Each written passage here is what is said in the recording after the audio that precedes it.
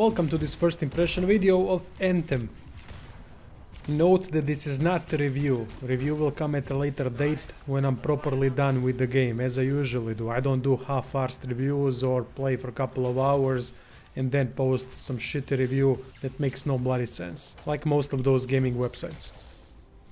I also did not play Anthem in beta, any demo version or whatever, so this is my first encounter with the actual game.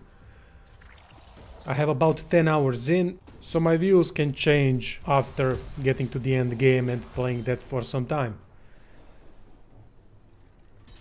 In short, what Anthem is mix between Destiny and Division. If you think those two games are fantastic, then you should probably start playing some other games, especially single player ones, because you are missing on a lot of fantastic bloody content from proper goddamn developers, alright? But if you do think that those games are fantastic, then you're gonna love Anthem as well. You got Destiny style world with similar enemy types, and you have the Division gameplay. The unique thing about Anthem is the flying part, which is quite good. It might take a while getting used to, but I honestly love the flying part. Environments also look really nice. There's a lot of water that you can use to skim atop of to cool down the thruster so that you can fly longer. There are some cool mechanics regarding flight, like the one that I just mentioned, but they are unfortunately too far in between.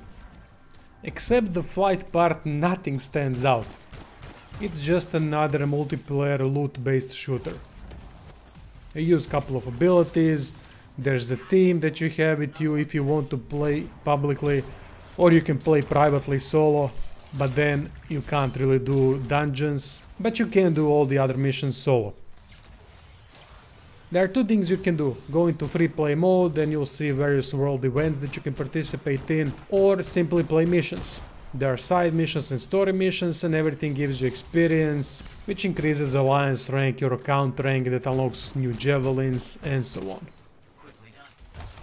Javelins are really cool. They look amazing, they play completely differently, with unique mechanics. For example, I've played 2 so far, actually 3 if you count introduction to the game, I mean tutorial section, which is played with Ranger. But I played Colossus and Storm properly.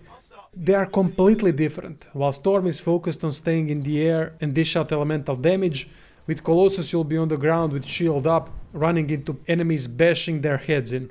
There are also team abilities that can be used, like for example Taunt with Colossus, that will have more effect in dungeon type content, which I did not yet get to. So how is the actual gameplay? It's quite good.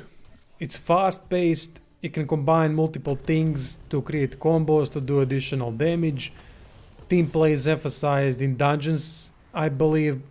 It's not that necessary in expedition missions, because most of the time you'll just be doing your own thing without any problems, but you get increased experience gain when playing in team, so it's emphasized to play this game with other people if you want to level up fast.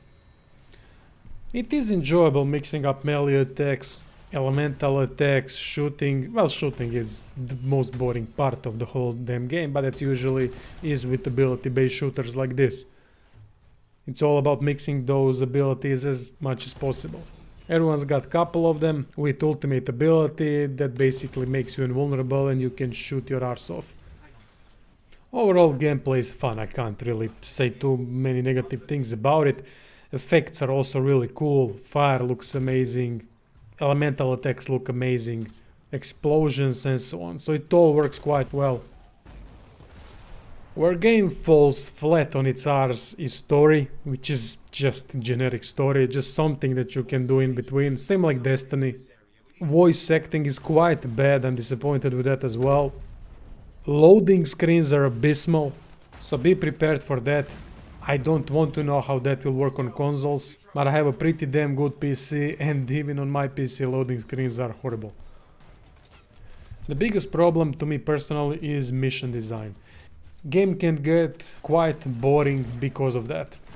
There are only 2 things you'll be doing the whole game: get to the point, defend it, ring any bells. That's exactly the same thing you were doing throughout the whole Destiny 1.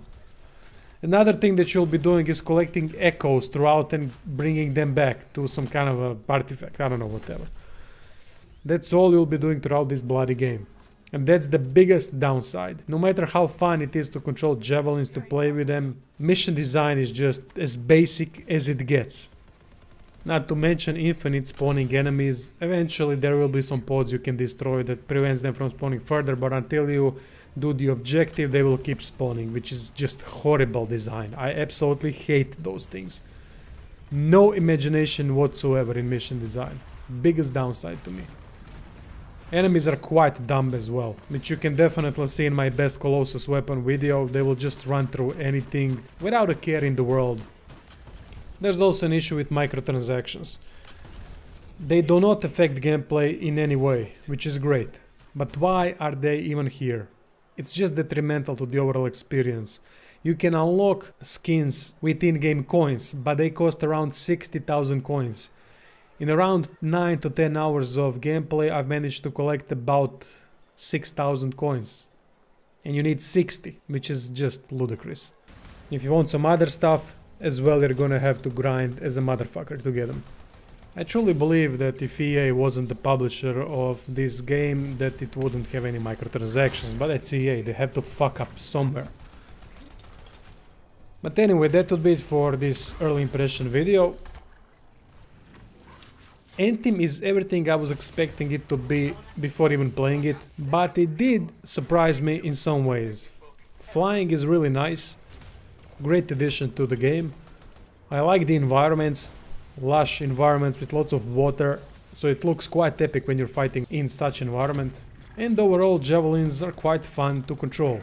At least up until the mission design gets boring as hell and you stop caring about the whole grind. But that's when you can switch to another javelin, start a new, well, not really a new, but start learning new move sets, new combos and so on, which is great because they're all different. But then when you go through all four of them, what is there left to do? That's the question I still need an answer, and that is why this is not a review, only an early impression video. Review will come at a later date.